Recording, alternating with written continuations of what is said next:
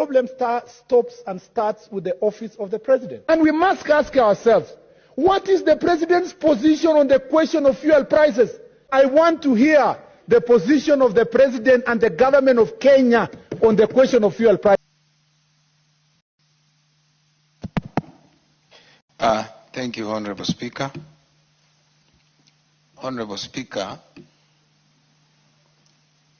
when a country goes through difficulties, as the one we are going through,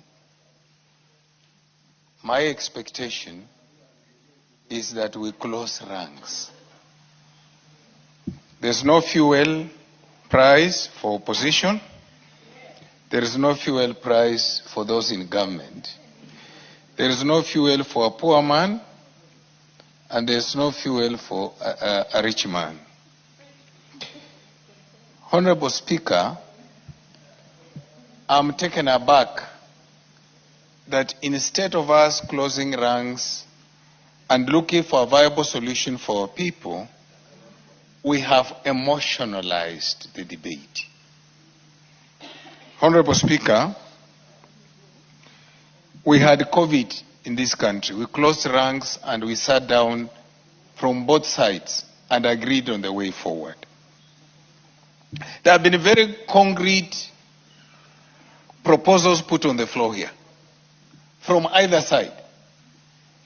And as a country that wants to resolve an issue, we should pick those concrete proposals and put them into action. Because at the end of the day, people want reprieve. The economy wants reprieve. If oil prices continue to escalate, this economy will collapse. Fact. Honorable Speaker, these are my proposals. I agree entirely with a proposal put forward by Honorable Ndindi that we need to share the profits.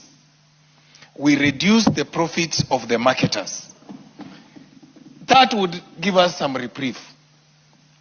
Honorable Speaker, I also want to propose that we look at an aspect of G2G and renegotiate, not only to look at the issue of supply, we must look at the issue of price, so that both variables are put into the agreement. It will give us some reprieve. Thirdly, Honorable Speaker, at this point in the country, it is my proposal that we look for a middle way to provide a subsidy for a period of time, 6 months, as we monitor the global politics.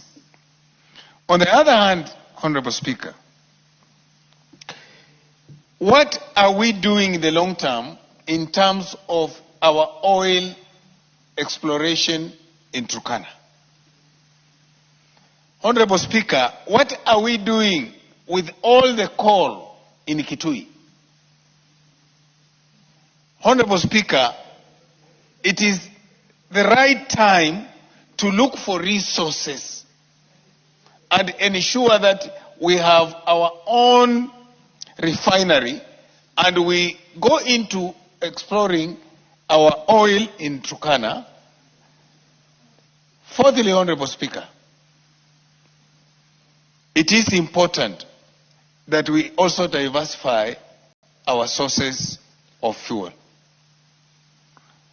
We have countries that we could source fuel from without using the Arab fleet, which has to use the Strait of Hormuz. Honorable Speaker, I want to plead with my colleagues that the situation we are in now, we cannot call each other names.